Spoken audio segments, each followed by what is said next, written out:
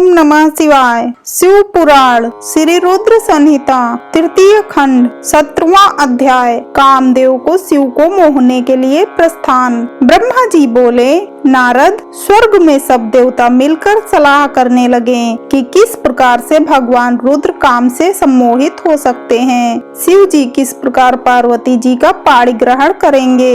यह सब सोचकर देवराज इंद्र ने कामदेव को याद किया। कामदेव तुरंत ही वहां पहुंच गए। तब इंद्र ने कामदेव से कहा, हे मित्र, मुझ पर बहुत बड़ा दुख आ गया है। उस दुख का निवारण सिर्फ तुम ही कर सकते हो। हे काम, जिस प्रकार वीर की परीक्षा रणभूमि में, स्त्रियों के कुल की परीक्षा पति के असमर्थ होने पर होती है, उसी प्रकार सच्चे मित्र की परीक्षा विपत्ति काल में ही होती है। इस समय मैं भी बहुत बड़ी मुसीबत में फंसा हुआ हूँ और इस समय विपत्ति से आप ही मुझे बचा सकते हैं। यह कार्य देवहित के लिए है, इसमें कोई संशय नहीं है। देवराज इंद्र की बातें सुनकर कामदेव मुस्कुराए और बोले, हे देवराज, इस संसार में कौन मित्र है और कौन शत्रु, यह तो वाकई देखने की वस्तु है। इसे कहकर कोई लाभ नहीं है। देवराज, मैं आपका मित्र हूँ और आपकी सहायता करने की पूरी कोशिश अवश्य ही करूँगा। इंद्रदेव, जिसने आपके पद और राज्य को छीनकर आपको परेशान किया है, मैं उसे दंड देने के लिए आपकी हर संभव मदद अवश्य करूँगा।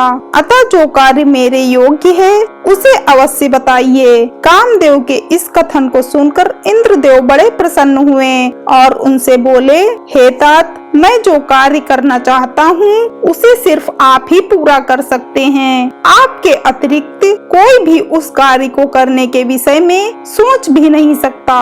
तारक नाम का एक प्रसिद्ध दैत्य है। तारक ने ब्रह्मा जी की घोर तपस्या करके वरदान प्राप्त किया है। तारक अजेय हो गया है। अब वह पूर्णतः निश्चिंत होकर पूरे संसार को कष्ट दे रहा है। वह धर्म का नाश करने को आतुर है। उसने सभी देवी देवताओं और ऋषि मुनियों को दुखी कर रखा है। हम देवताओं ने उससे युद्ध किया, परंतु उस पर अस्त्र शस्त्रों का कोई प्रभाव नहीं पड़ा। यही नहीं, स्वयं श्री हरि का सुदर्शन चक्र भी तारक का कुछ नहीं बिगाड़ सका। मित्र, भगवान शिव के वीर से उत्पन्न हुआ बालक ही तारकासुर का वध कर सकता है। अतः तुम्हें भगवान शिव के हृदय में आसक्ति पैदा करनी है। भगवान शंकर इस समय हिमालय पर्वत पर तपस्या कर रहे हैं और देवी पार्वती अपनी सखियों के साथ मिलकर महादेव जी की सेवा कर रही हैं। ऐसा करने के पीछे देवी पार्वती का उद्देश्य प्रभु शिव को पति रूप में प्राप्त करना है। परंतु भगवान शिव तो परम योगी हैं। उनका मन सदैव ही उनके वश में है। हे कामदेव, आप कुछ ऐसा उपाय करें कि भगवान शंकर के हृदय में पार्वती का निवास हो जाए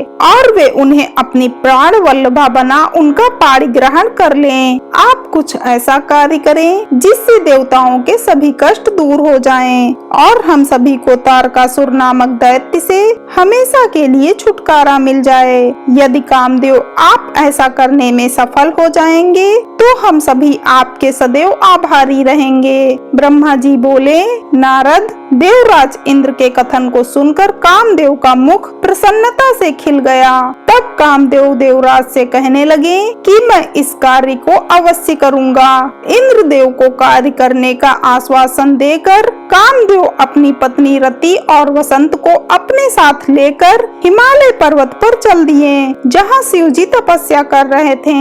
हर हर महादेव।